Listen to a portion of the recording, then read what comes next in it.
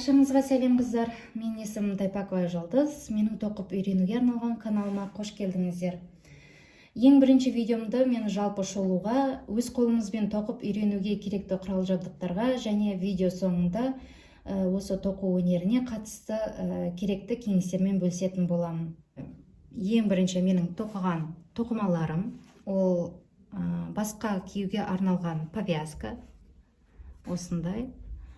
Яғни артында ешқандай шов жоқ. Осындай повязка тоқып үйренетін боламыз. Қыстық шапка, қалың қыстық. Жалпы негізгі шапкалар қыз балаларға керекті аксессуар деп ойлаймын. Менің балама тоқылған бас киім болатын. Осындай әдемі түстен өзінің құлақшыны бар бас киімді тоқыған болатынмын. Макушкасы да өте әдемі узормен тоқылған. Негізгі узор және бастапқы резинкасы. Яғни өзімнің баламмен бірге өзіме де шапка тоқыған болатынмын. Английский резинка узормен тоқылған болатын. Бұл шапкада ешқандай қиындық жоқ. Тіпті ең бірінші бастап тоқып үйреніп келе жатырған қыздар да бұл шапканы тоқи алады. Бұл күздік шапка. Жұқа. Бұл күздік шапканы қыстық шапка ретінде де тоқуға болады. Тек қолданылатын материалын қалың жіппен тоқисыздар. Осындай шапкамен. Макушкасы өте әдемі бұл шапканың. Бір жыл бұрын тоқыған рюкзак. Бұл өте әдемі тоқылған. Маған өзіме қатты ұнады бұл тоқыған жұмысым. Оқу процесімде осындай шапка. Бұны әлі аяқтаған жоқпын. Аяқтаған соң өзімнің инста парақшама салатын боламын. Қыздар, енді керекті құрал-жабдықтарға тоқталып өтейік. Инструменттерден крючок. Крючоктың әртүрлі размерлері болады. Жалпы әр размерді сатып алғанша осындай набор сатып алған болатынмын. Керекті тоқымаға қажетті, яғни крючокпен тоқуға арналған набор деп айтсам болады. Ішінде барлық құрал-жабдықтар бар. Екіншіден осындай қайшы керек. Бұл қайшы жекеде сатылады және осындай набордың ішінде де бірге келеді. Маған осы набордың ішінен бірге келген болатын. Қажетті құралдардың бірі ол сантиметровая лента. Бұл міндетті түрде керек құрал жабдық болып табылады. Спицалар наборы, спицалар шұлық тоқуға, тағы да басқа керекті заттарды тоқып алуға және круговой спицалар. Егер білмейтін болсаңыздар айтып өтейін, спицаларының екі түрі болады.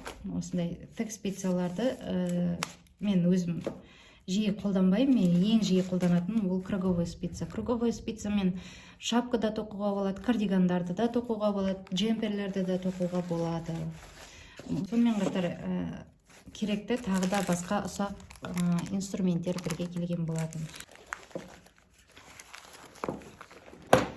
Және ең қажетті құрал ол жіп. Жіпті сіздер кез келген түсте, кез келген материалдан, кез келген қалыңдықта өздеріңізге қандай қалыңдық ұнайды, қандай түс ұнайды, сондай жіпті таңдап алып тоқып алсаңыздар болады. Бірақ тоқыған кезде мен мысалға алдағы уақытта мастер-класстар түсіретін боламын сіздерге арнап. Ол кезде мен өзім қолданған жіп бойынша айтып өтем. Басында сол бойынша қалай метраж алу керек, қандай размерге, қандай керек сияқты ақпараттармен бөлісетін болам. Сіздер егер менің мастер-класстарым бойынша тоқитын болсаңыздар, алдағы уақытта сіздерге айтар кеңесім, менің тоқыған жібіме сай келетіндей, яғни сондай метражда, сондай құрамдағы жіптермен тоқысаңыздар, менікі сияқты осындай бірдей жұмыстар шығатын болады сіздерде де. Бұл өте қиын емес, қыздар. Егер видео бойынша бірге қарап отырып түсіріп тоқитын болсаңыздар, өте оңай тоқылатын жұмыстар. Мұнда бітірген жұмысым кардиган. Өте әдемі, өте оңай тоқылатын кардиган, қыздар. ең бастысы құрал жабдықтарыңыз және жіптеріңіз болса, осындай әдемі кардиган тоқып алсаңыздар болады. Міне осындай кардигандарды өзіміз тоқитын болатынбыз. Ешқандай шов керек емес, бұл жерде резинкасын бастапқы қалай аламыз барлығын сіздерге айтып түсіндіріп өтетін боламын.